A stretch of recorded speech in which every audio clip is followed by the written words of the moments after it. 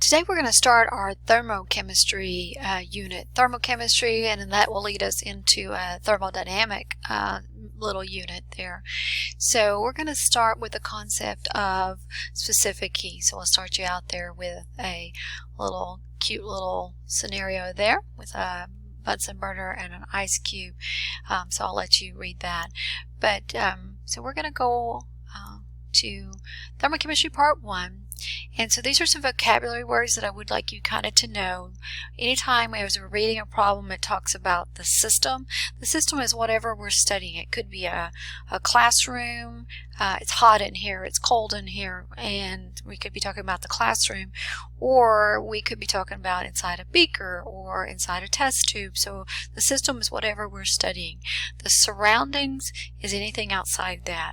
So if you touch a test tube, then you are the surroundings if our system is the test tube. And so we're going to be talking about energy being transferred from the system to the surroundings, etc. And then a calorimeter. Calorimeter is a device where you can actually measure how much energy is either absorbed or given off through a chemical reaction. So that calorie meter measures calories, whole system there. So those are some vocabulary. Some more vocabulary is the difference between temperature and heat. Temperature is actually a measure of how hot or cold. Cold really doesn't exist. It's actually the absence of heat, which is kind of odd. But we measure the temperature of something in chemistry. We use Celsius most of the time. When we talk about gas laws, we use Kelvin. We don't use Fahrenheit, though. Of course, in the United States, we do use Fahrenheit. But our main goal will be heat, the form of energy that is transferred between samples because of their differences in temperature. If something has a higher temperature and something a low temperature, then energy, heat, the particles are going to move so that it will go from that hotter object to that cooler object. It is going to be Q in our equation that we're going to see today. So today we're going to be seeing Q. Later it's going to be a delta H for enthalpy. So you're going to see heat have two different labelings in our equations depending on which equation we use. So today, because we're going to do specific heat, it's going to be Q. Oops, did not hit that. Alright, so here's some values. Our international system that we use for measuring of any kind of energy now, they've decided to standardize it in the 60s to any kind, whether it would be potential energy, kinetic energy, wavelength energy having to do with waves. Anything that's energy has the unit of joules. And the older system that we still use today with food in the United States is calories. So this is an older unit, older English unit. Some countries do not use that on their food whatsoever. So here's some numbers that we kind of need to know. One of the older calories equals 4.184 joules. It does relate something to water, so that you're going to see that here in a second. So there is our conversion factor there. And I'd like to point out here, there is a capital C here and a lowercase c here. So on our food packaging, when they say, oh, that food has 100 calories, it's actually 100 kilocalories. They just put a capital C kind of to trick us. It's almost a marketing thing. So a 100 calorie pack of chips is actually 100,000 calories. And why do they not do that? It's because nobody would eat 100,000 calories. We'd be a little bit more conscientious. But it doesn't matter. It's all proportional. So you're allowed 2,000 kilocalories a day unless you're on a diet. So anyway, just what you see on the food packaging is the capital C. So there is a difference there. For joules, it doesn't matter if it's capital J or little j. Nobody's trying to confuse it. So you do need to know those. That kilo always means 1,000. So 1 kilocalorie is 1,000 calories, and 1 kilojoule is 1,000 joules. We already should know kilo anyway is 1,000. So these are things that we're going to need to know. So our first thing we're going to do is an average sized baked potato has an energy value of 686,000 joules. How many calories, and this is a capital calorie there. So how many calories or how many kilocalories do we have?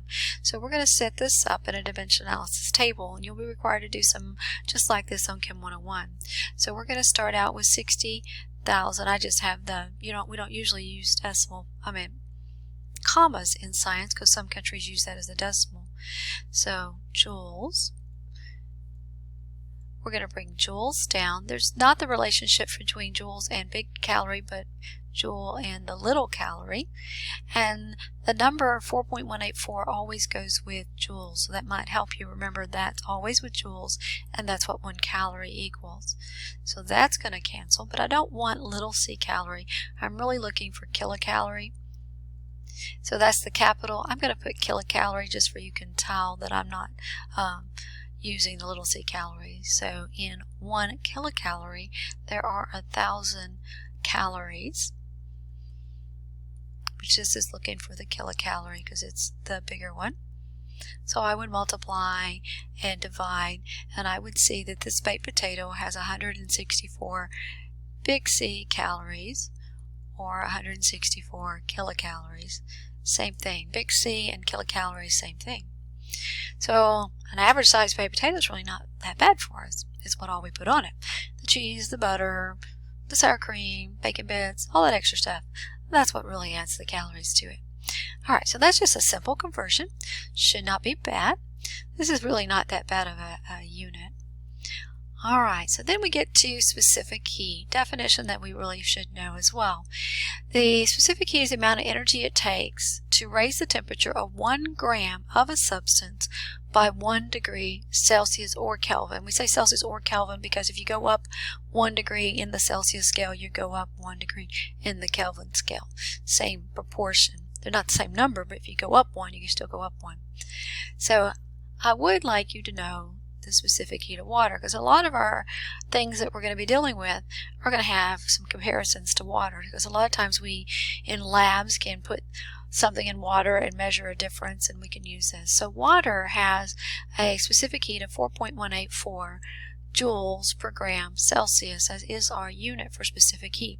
What that means, it takes 4.184 joules of energy just to make 1 gram of water go up 1 degree Celsius.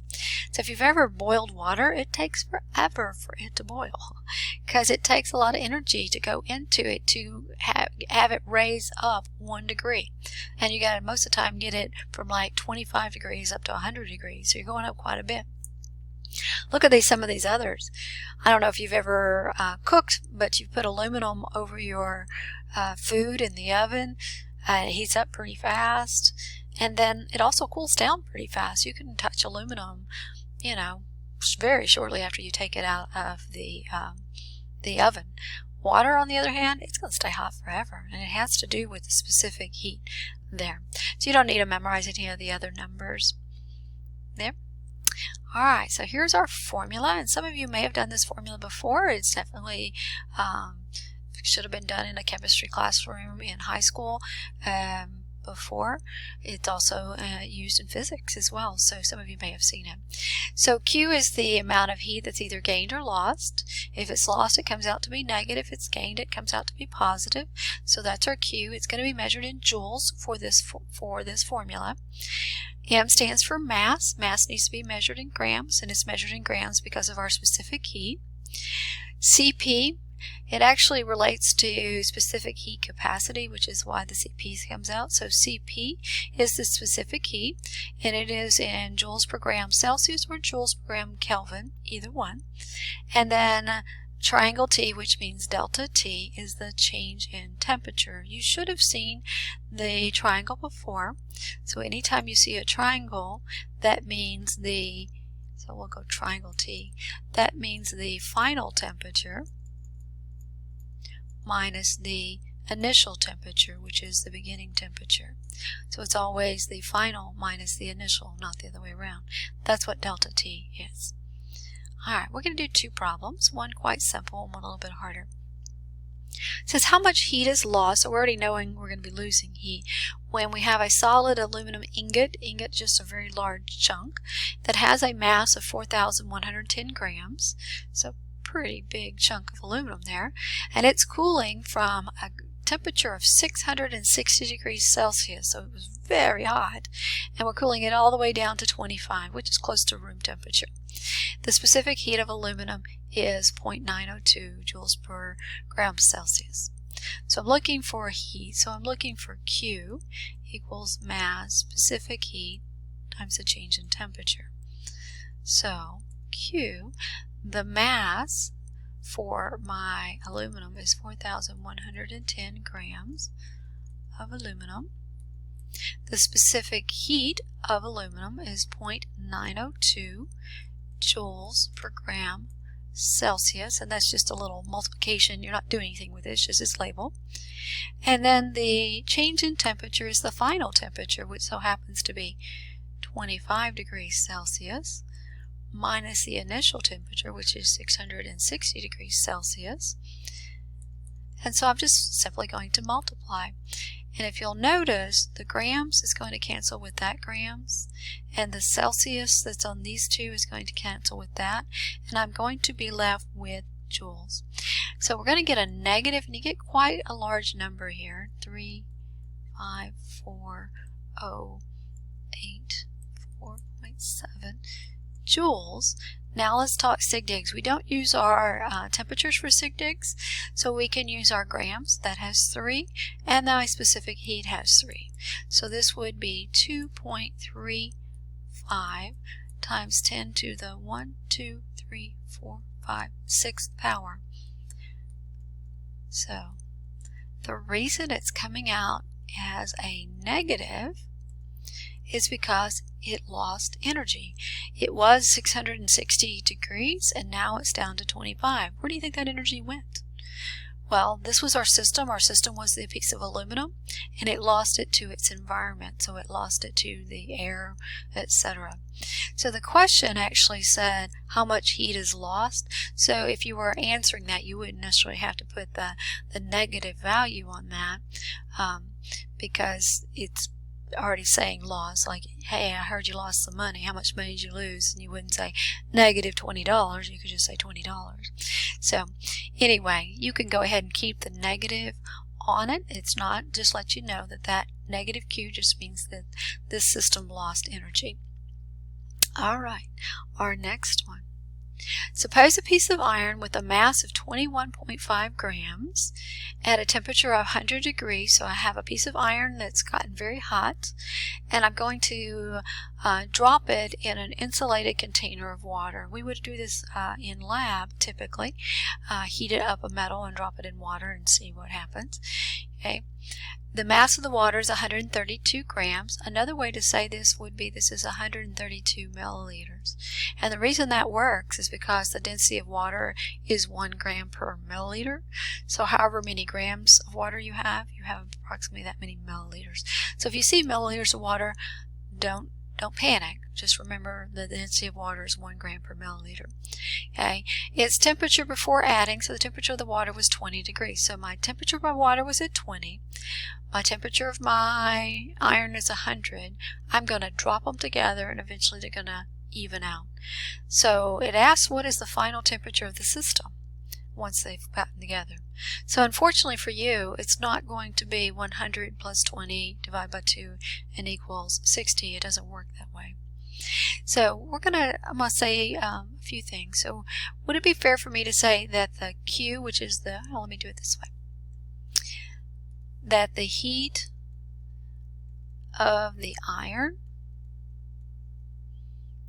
and it cooled down, so it lost heat? So would that be fair to say that it lost heat because it's going to cool down? Because it's 100 degrees, it's probably going to cool down. Well, however much heat this loses, the water, I guess I should put of the water, but the water is going to gain this heat, so the water is going to be positive. So the hotter one's negative, the cooler one's positive, because the energy again is going to flow from the hotter object to the cooler object based on what we said earlier, based on the difference of their temperatures. So that's a true statement. So if that's a true statement, then Q of the iron, I'll just use the initials there, the negative Q of the iron, because it's losing, would equal the positive Q of the water. Still a true statement because heat is Q, heat is Q.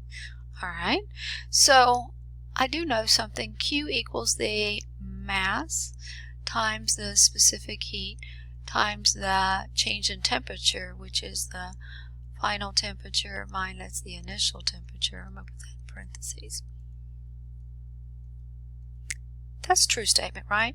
But that negative needs to stay there because this side is actually losing. So that negative is very, very important. This side over here, well, this would be the mass of the water times the specific heat of the water times the change in the temperature of the water, which would be the final minus the initial. But this side over here is going to be positive. So the hotter one's negative, the other one's positive. Alright, I'm going to start plugging some numbers in. I'm going to keep that negative. This is all about iron. The mass of the iron was 21.5 grams. So negative 21.5 grams. That was my iron. The specific heat of iron was right here in the last part of the sentence, 0.449 joules per gram Celsius. Final temperature, that's what I'm looking for. But the thing about it is they're going to get to the same final temperature. I don't know what that is, so I'm going to let that be X. But this is the initial temperature of the iron, and it was at 100 degrees Celsius. So I just plug that in. This over here is all about water. So I had 132 milliliters, which is the same thing as 132 grams. That's not a 3. 132 grams. The specific heat of water is 4.184 joules per gram Celsius. How do I know that? Because that's one I'd like you to know. Okay, the final temperature. Well, the final temperature is going to reach the same final temperature as this one here. So that is actually going to be my X. Both of them are going to be X. This is the initial temperature of the water, which is 20 degrees. All right, so now we have an algebra problem. So there's two ways to do this algebra problem. One way is to multiply these together and distribute it. Multiply these together, distribute it, get all your x's together, etc. I'm going to move the slide to another slide. It's going to be a little bit blurry, but I think you can make it out if you want to do it the algebra method. So one way is to do it the longer way, which is the algebra method, and then I am uploading a second video because I had to make it with my cell phone with me showing you how to do it in the calculator. I'm just going to mention it real quick, and then if you want to be able to do it in your calculator, please watch the second video, the very short video of me working in the calculator. But you would put this in your y equals 1. You would put this in your y equals 2, and you're going to graph them and find the intersect. So if you're familiar with your calculator enough, you know how to do that. Those of you that have the newer calculators, if you want to use Solver, you could put this in one of your blanks and this in your other blank, and Solver will solve for it. Those of you with the older calculator like me, if I don't want to do algebra, then I use the graphing, and the graph works just fine. This goes in y1, this goes in y2, we graph them and find the intersect. And again, I'm putting up a second video that will be sitting right beside this one, so showing you how to do it in the calculator, unless you just want to do it the algebra way. Alright, I'm going to go ahead and write the answer for this one down. The answer for this one is 21.4 degrees Celsius, the final temperature. So let's talk about this for just a second. You had something that was 100 degrees and something that was 20 degrees, and there eventually the 100 degree is going to go all the way down to 21.4 degrees. But this one only went up 1.4 degrees. It was at 20 and it's at 21.4. This one almost went down 80. Why such a difference? Well, a couple things. Big thing is notice the specific heat of this one and look at the specific heat of that one. That's a huge difference. Also look at the mass. That's a big difference too. So big difference in the change, because there's two things that are big differences. Specific heat, big difference, about 10 times. And then you're looking at a mass difference of about 6 times. So that's why we're not seeing this one won't go up very much, but that iron is cooling down quite a bit. So let me click to the next page. I know that's blurry, but you could pause it if you want to do it the algebra way and see me walk through it. It's 21.37 is what it comes out. So 21.4, we'll just round it to 1 decimal place for the temperature. There. So there's me doing the algebra. I'm combining those two terms, and then I'm distributing it, that times that, that times that, and then I'm getting my x's together. So this is the algebra method. A lot more tedious than doing it with a calculator. So either way. So those are basically the problems, just solving for different pieces of the formula. Anytime it talks about putting an object in water, you're going to have to set them equal to one another. Okay, if you're not putting the object in water, you can just use half of the equation. All right, I hope you guys like these problems. Stay safe.